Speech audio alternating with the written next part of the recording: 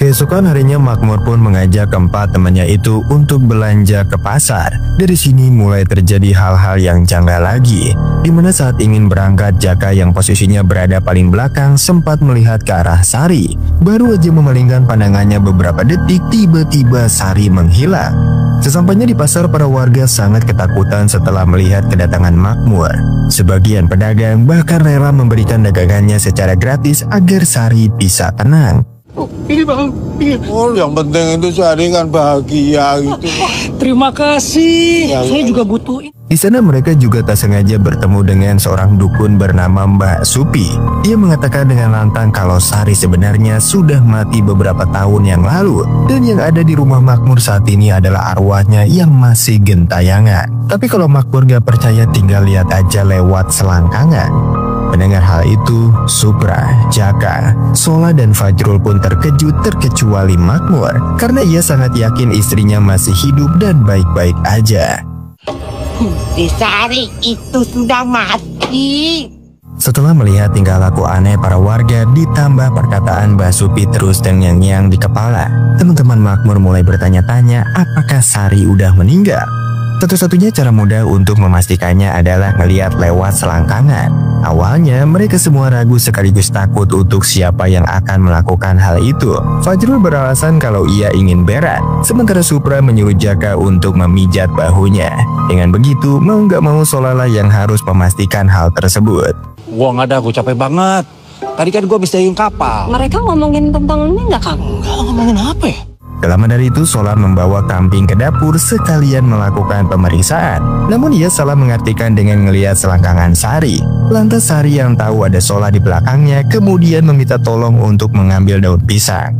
Di sisi lain, Fajrul yang ingin buang air besar tak sengaja menemukan tengkorak manusia. Ia pun sontak ketakutan dan lari sekencang-kencangnya. Tanpa Fajrul sadari, di depannya ada sarang lebah. Suara Fajrul. Sementara itu Supra, Jaka, dan Sola seperti mendengar orang yang meminta pertolongan. Setelah mereka bertiga mencari di mana arah suara itu berasal, yang ternyata itu Fajrul dengan muka lebam di wajahnya. Fajrul mencoba menjelaskan kalau Sari itu adalah setan dari bukti yang ia temukan barusan. Namun karena mulut yang lebam, alhasil ia kesusahan untuk memberitahu kepada ketiga temannya itu. Hingga pada akhirnya Fajrul menulis di tanah agar lebih jelas dan gampang dimengerti. Melihat hal itu, Sola nggak percaya karena ia baru aja memastikan dengan mata kepalanya sendiri dengan cara ngeliat selangkangan Sari. Namun Sola sejatinya salah mengartikan, dimana seharusnya ia melihat dari balik selangkangannya sendiri. Di tengah obrolan itu, tiba-tiba Makmur datang dan mengajak teman-temannya untuk makan malam. Pasti dia untuk tawon ini mah. Dalam perjalanan, Sola memutuskan akan pergi dari kampung ini jika terbukti Sari adalah setan. Awalnya ia udah mencoba nggak percaya, tapi setelah melihat para warga ketakutan, beberapa dari mereka juga mengalami teror. Ditambah lagi, Fajrul menemukan tengkorak tangan yang jelas-jelas ada cincin pernikahan Makmur dan Sari. Tapi meski begitu, Supra nggak tega harus meninggalkan Makmur sendirian. Bagaimanapun juga mereka berlima sudah pernah berjuang bersama-sama di medan perang layaknya saudara. Kita udah kayak saudara sama si Makmur. Ayo makan, masakannya udah jadi.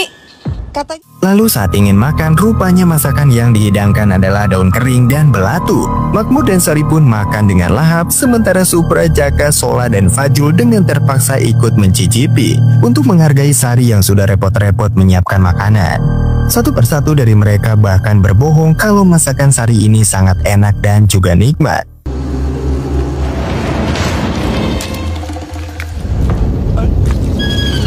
Enak. Ketika Makmur izin ke dapur untuk membawakan air minum, Sari dengan lantang mengatakan kepada mereka semua untuk berhenti mengganggu kebahagiaan dirinya dan juga Makmur. Mendengar hal itu, sontak membuat mereka berempat ketakutan dan pergi dari tempat tersebut. Makmur yang baru aja datang sambil membawa durian kemudian menanyakan keberadaan teman-temannya. Sontak Sari mengatakan kalau mereka ketakutan karena percaya dengan omongan orang-orang kampung kalau dirinya adalah setan. Gue bilang juga apa?